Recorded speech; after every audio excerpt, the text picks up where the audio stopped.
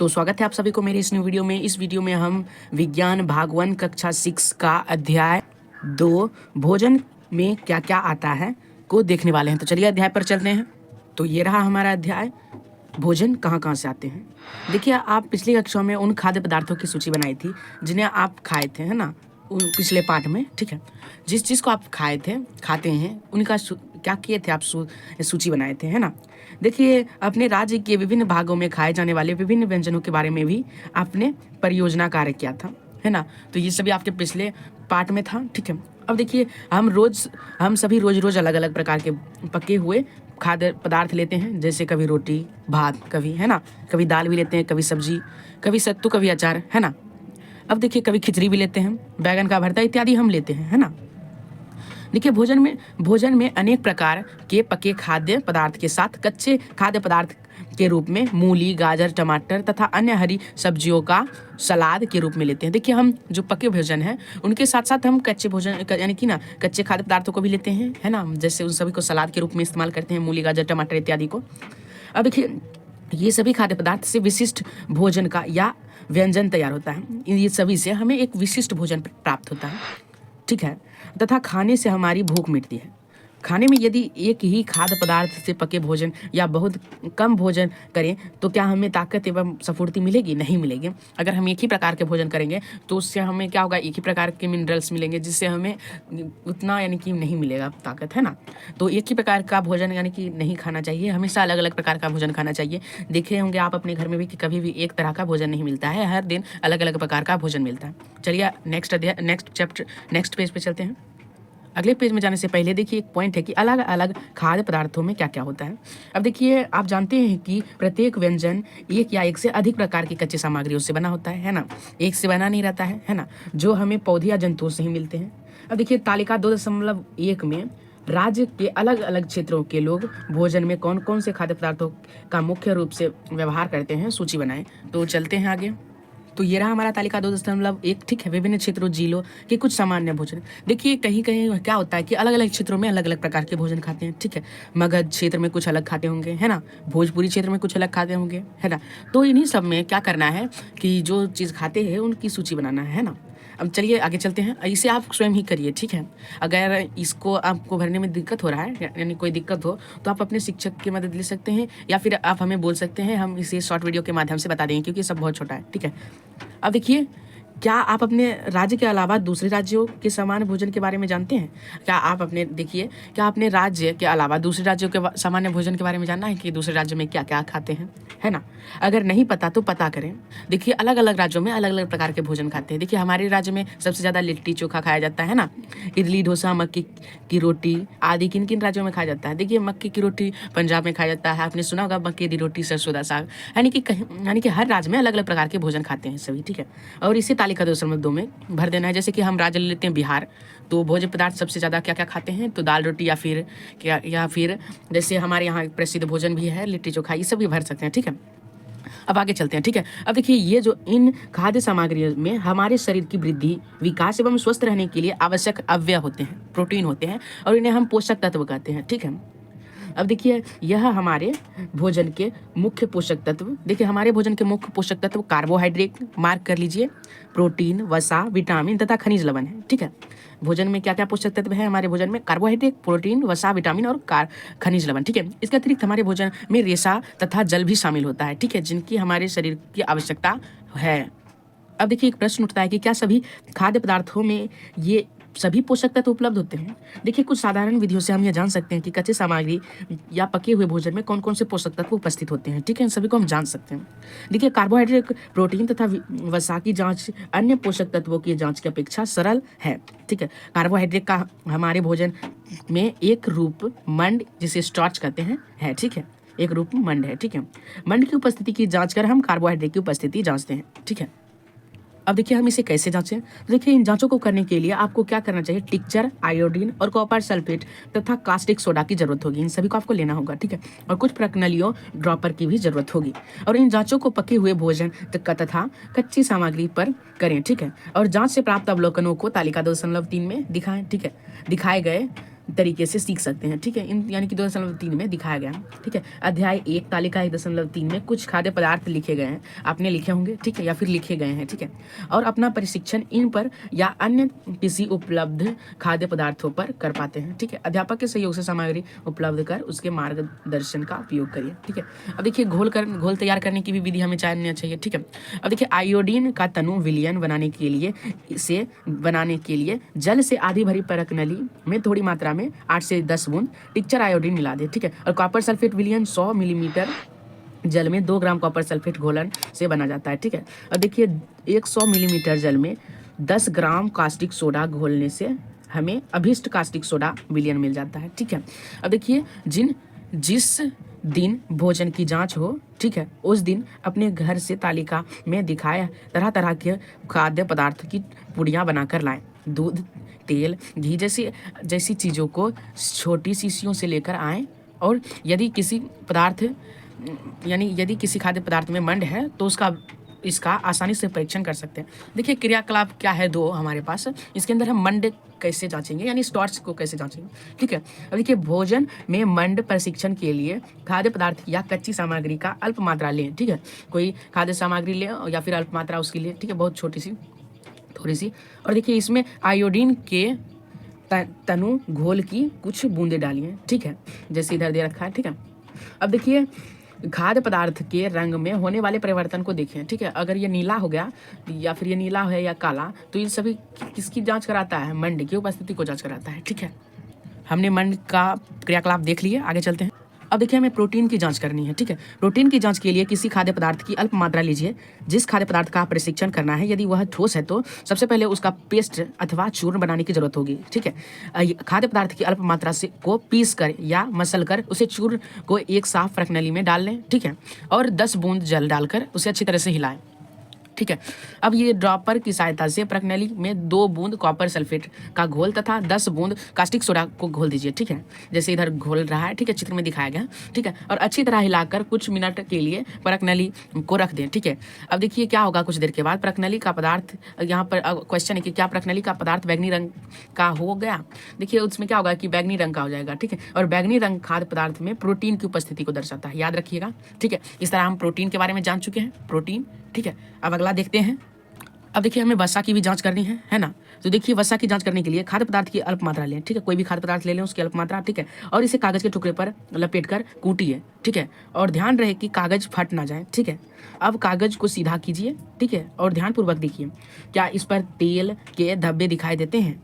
कागज को किसी प्रकाश स्रोत के सामने ले आएं। क्या आपको इस धब्बे से होकर आने वाली प्रकाश की धुंधली दिखाई देती है? तो उससे क्या होगा कि ना हल्का सा तेल जैसा लग जाता है और कागज आर पार होने लगता है हल्का सा। ठीक है, अब देखिए कागज पर तेल या का धब्बा खाद्य पदार्थ में वसा की उपस्थिति को दर्शाता है। ठीक है, याद रखिएगा, हमने वसा की मात्रा को भी जान चुके हैं। ठीक है, और खाद्य पदार्थ में कभी कभी जल की भी कुछ मात्रा हो सकती है। ऐसे में इन पदार्थों को कागज पर धीरे धीरे रगड़िए और कुछ समय के लिए कागज को सुखा दीजिए, ताकि यदि खाद्य पदार्थ से कुछ जल आया तो वह सूख जाएगा। ठीक है, और इसके बाद यदि कागज पर तेल का कोई धब्बा नहीं लगे तो इससे पता चलता है कि खाद्य पदार्थ में वसा नहीं है। ठीक है, आगे चलते हैं। देखिए आप इस तरह सूची बनाकर कर सकते हैं, यानी कि खाद्य पदार्थों में उपस्थिति पोषक तत्वों के बारे में जान सकते हैं। जैसे देखिए खाद्य पदार्थ में यानी कच्चा आलू ले लीजिए, इसके अंदर मंड है। ठीक है, और इन सभी की जांच करना है तो ऐसे करके कर सकते हैं। ठीक है, अगला देखते हैं।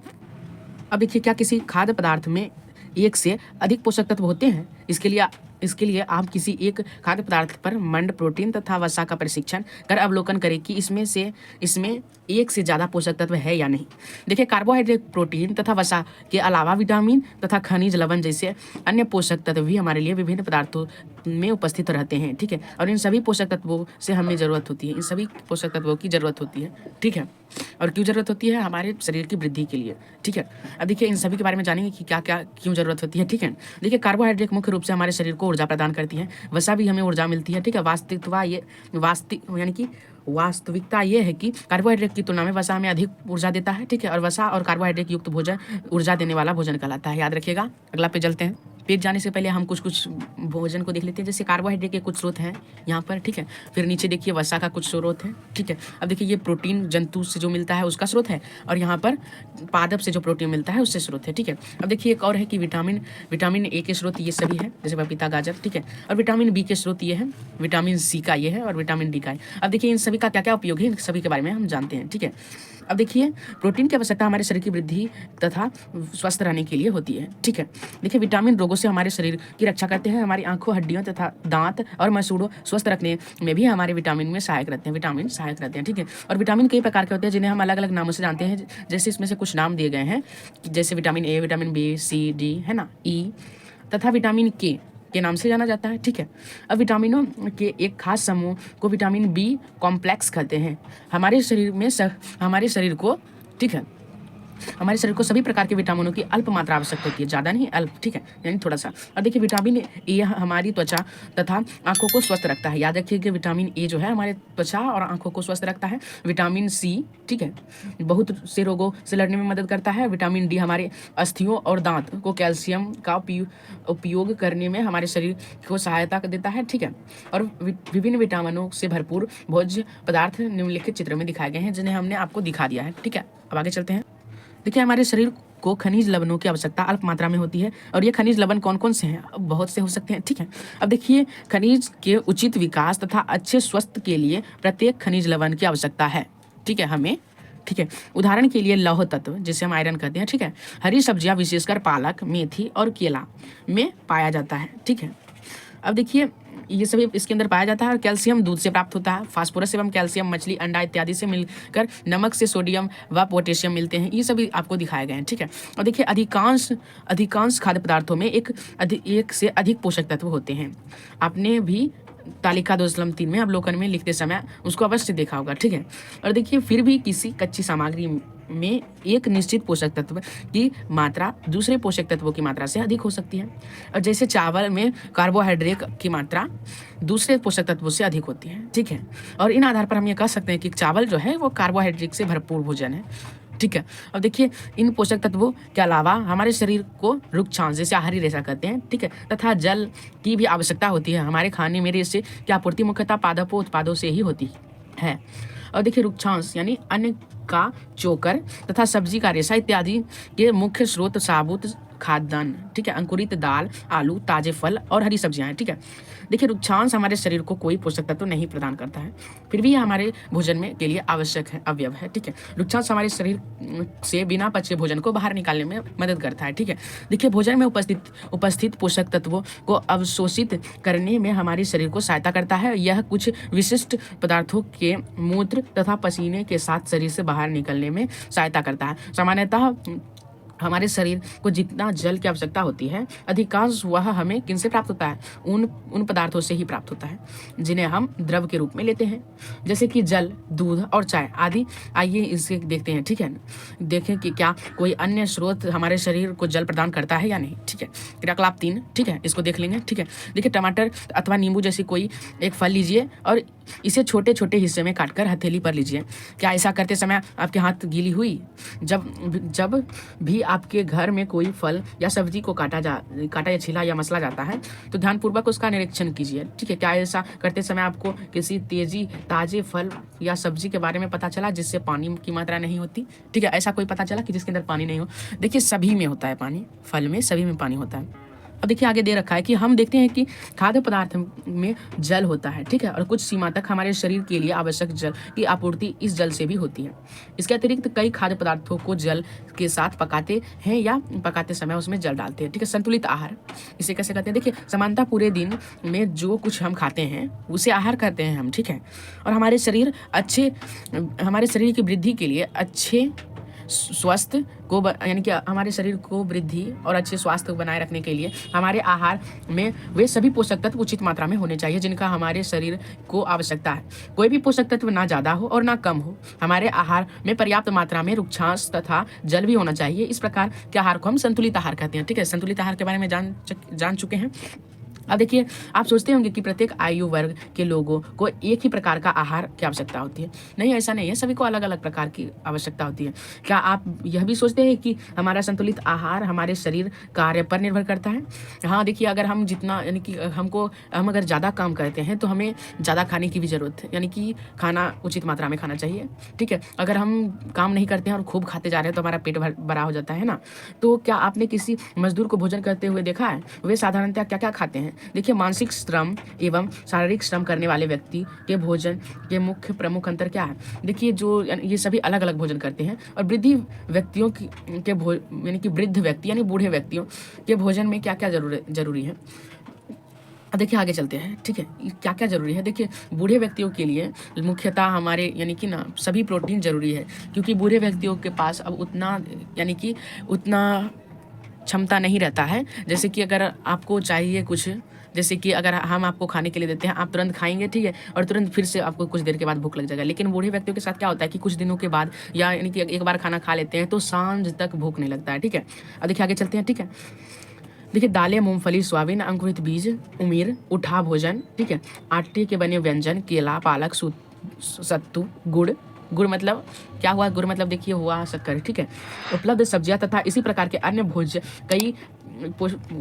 पदार्थ कई पोषक तत्व उपलब्ध कराते हैं। इसलिए कोई व्यक्ति कम खर्च में भी संतुलित आहार खा सकता है। आप अपने घर में जो भी खाद्य पदार्थ का भोजन करते हैं उसके बारे में जानने की कोशिश करें, ठीक है।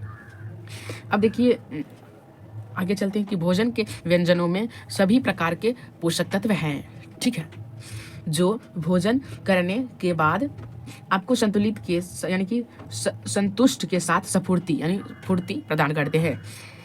तो यह भोजन आपके लिए संतुलित आहार होगा। कम खर्च में संतुलित आहार युक्त भोजन के लिए अपने अपने क्षेत्र में मिलने वाले अन्य फल, सब्जी, दूध जैसे खाद्य पदार्थ की सूची तैयार करें और अपने मित्रों से चर्चा करें, ठीक है। आप कर सकते हैं मित्रों से चर्चा, ठीक है। देखिए उचित प्रकार का भोजन करना ही पर्याप्त भोजन नहीं है, ठीक है, इसे उचित तरीकों से पकाना भी चाहिए ताकि इसके पोषक तत्व नष्ट ना हो जाए, ठीक है। अब देखिए क्या आप जानते हैं कि भोजन पकाते समय कुछ पोषक तत्व नष्ट हो जाते हैं। कौन कौन से नष्ट होते हैं भोजन यानी कि पोषक तत्व, इसे हम जानते हैं आगे।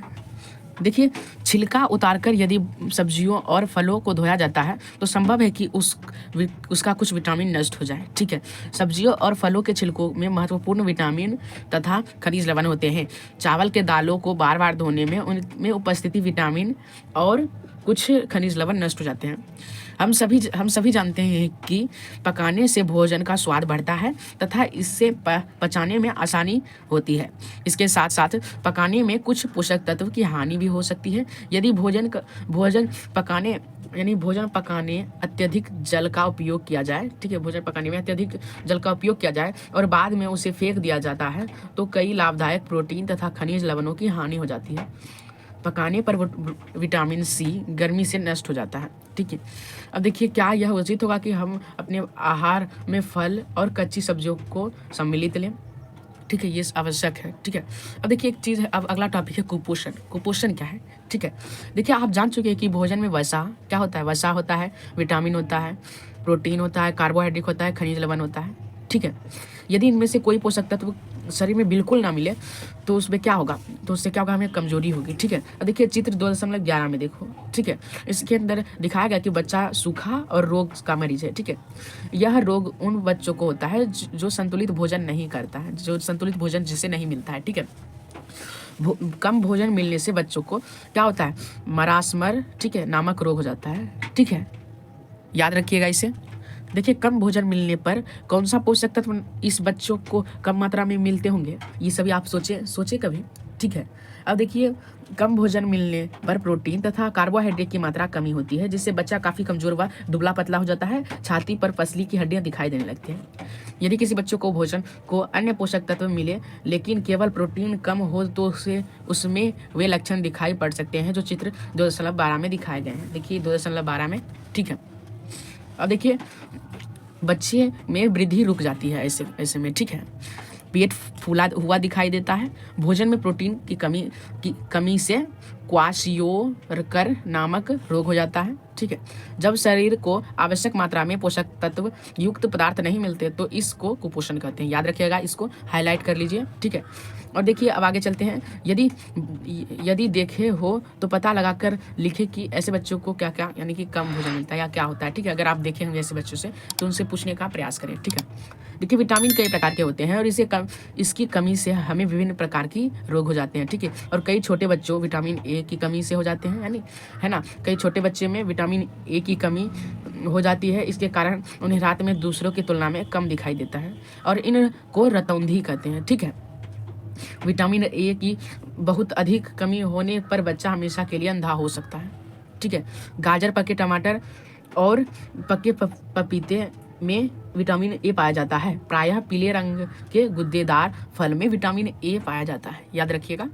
अब देखिए 2 टॉपिक है सिर्फ अंतिम में, एक अतिपोषण और एक अभावजन्य रोग। ठीक है। देखिए अब आगे चलते हैं कि हर समय वसा युक्त भोजन सर्वोत्तम भोजन है। 1 कटोरी कार्बोहाइड्रेट युक्त भोजन की अपेक्षा 1 कटोरी वसा युक्त भोजन अधिक ऊर्जा देगा। अतः तली हुई भोजन चीज़ों, समोसा, पूरी एवं मलाई, रबड़ी, पेड़ा आदि प्रचुरता वसायुक्त भोजन ही है। ठीक है। और इसके और इसके अलावा अगर कुछ नहीं खाएंगे तो यह क्या होगा, हमारे लिए बहुत हानिकारक हो सकता है। ठीक है। और देखिए हमारे भोजन में वसा की मात्रा अत्यधिक मोटापे का कारण बनता है। अगर हम ज़्यादा खा रहे हैं, वसा ज़्यादा हो रहा है, तो हम मोटे हो जाएंगे। ठीक है। अब अगला पॉइंट है कि अभाज्य रोग। एक व्यक्ति खाने के लिए पर्याप्त भोजन पा रहा है, लेकिन कभी कभी उसके भोजन में किसी विशेष तत्व की कमी हो जाती है। यदि यह लंबी अवधि तक रहती है तो वह व्यक्ति अभाव से ग्रसित होता है। ठीक है।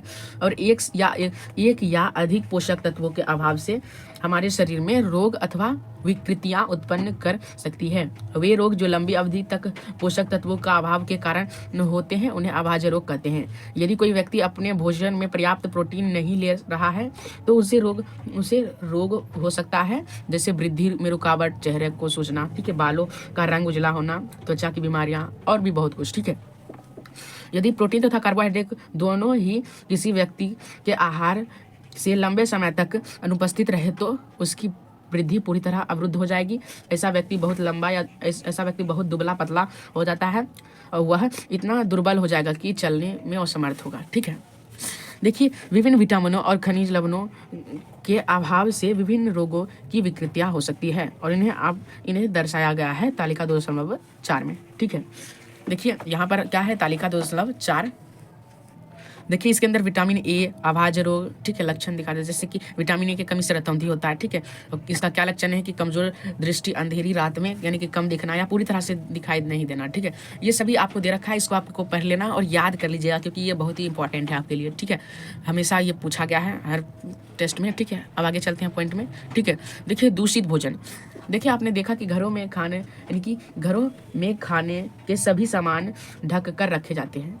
पीने का पानी भी ढक कर रखा जाता है। माता पिता, शिक्षक गंदे हाथों से खाना या खाद्य सामग्री को छूने से और बाजार की खुली वस्तुओं को खाने से मना करते हैं। क्या आपने विचार किया कि ऐसा क्यों? देखिए सब्जी बनाने से पहले धोते हैं। ठीक है। तथा भोजन रखने तथा बनाने वाले स्थान की साफ सफाई रखते हैं। अगर ऐसा नहीं करें तो क्या होगा? तो देखिए अगर ऐसा नहीं करेंगे तो इससे आगे बताएगा। ठीक है। देखिए अपने ठेले पर बिना ढकी मिठाइयों या सब्जियों देखी होगी, ये मक्खियाँ गंदी कर देती है उसे, है ना। तो देखिए वहाँ पर क्या होता है, सूक्ष्म जीव ज़्यादा यानी कि हो जाते हैं जो हमारे लिए खतरनाक हो सकते हैं। ठीक है। देखिए सब्जी को ठीक से नहीं धोने पर कीटनाशक के कुछ अंश रह जाते हैं जो हमारी सेहत के लिए हानिकारक होता है। इसलिए हमें क्या करना चाहिए कि सब्जियों को अच्छा तरह से धो लेना चाहिए। ठीक है। अब देखिए एक चीज़ और देखेंगे कि खाना जो होता है हमारा भोजन कुछ समय के बाद क्या होता है कि सब कड़वा हो जाता है, कैसा ना हो जाता है, खाने नहीं खटास उत्पन्न हो जाता है। तो ये सभी में क्या होता है, ये सभी हमारे लिए खाने योग्य नहीं रहता है। ऐसा खामी रोटली यानी किण्वन के कारण होता है। परंतु कुछ भोजन को बनाने के लिए किण्वन आवश्यक है, जैसे जलेबी, भटूरा, मालपुआ, ठीक है, इडली, डोसा, पावरोटी इत्यादि। इन सभी के लिए किण्वन जरूरी है। ठीक है। ये सभी नहीं से बनता है। और कुछ व्यंजनों अधिक गर्मी के कारण किण्वन तीव्र होता है, इसलिए गर्मी के कारण पका भोजन जल्दी खराब हो जाता है। ठीक है। तो इसे हम फ्रिज में रख के बचा सकते हैं। ठीक है। तो यही था आपका अध्याय। ठीक है। और इन सभी को याद कर लीजिएगा, जैसे कि प्रोटीन, पोषक तत्व, ठीक है, न्यूट्रल, ठीक है, प्रोटीन है ना, कार्बोहाइड्रेट, वसा, फैट जिसे कहते हैं, रतौंधी, ठीक है, बोरी, सबको याद कर लीजिएगा। ठीक है। देखिए नोट्स को देख लेते हैं। ठीक है। अब देखिए नोट्स में हमारे दे रखा है कि हमारे भोजन के मुख्य पोषक तत्वों के नाम कार्बोहाइड्रेट, प्रोटीन, वसा, विटामिन तथा खनिज लवण है। इसके अतिरिक्त भोजन में आहारी रेशा तथा जल भी होते हैं। कार्बोहाइड्रेट तथा वसा हमारे शरीर के मुख्य रूप से ऊर्जा देता है। प्रोटीन तथा खनिज लवण की आवश्यकता हमारे शरीर की वृद्धि के अनुरक्षण के लिए होती है। विटामिन हमारे शरीर को रोगों से रक्षा में सहायता करता है। ठीक है। और देखिए संतुलित आहार में हमारे शरीर के लिए आवश्यक सभी पोषक तत्व की तथा पर्याप्त रुक्षांश और जल उचित मात्रा में उपस्थित रहते हैं। हमारे आहार में लंबी अवधि तक एक अथवा अधिक पोषक तत्वों की नियुक्ता से विशिष्ट रोग अथवा विकार उत्पन्न हो सकते हैं। ठीक है। अब देखिए नेक्स्ट पार्ट में हम क्या करेंगे कि इन सभी को क्वेश्चन आंसर को देख लेंगे, ठीक है। तो कैसा लगा हमारी वीडियो को, तो अगर आपको अच्छा लगा होगा वीडियो को तो सब्सक्राइब जरूर करें, ठीक है। मिलेंगे कभी वीडियो में, तब तक के लिए बाय बाय।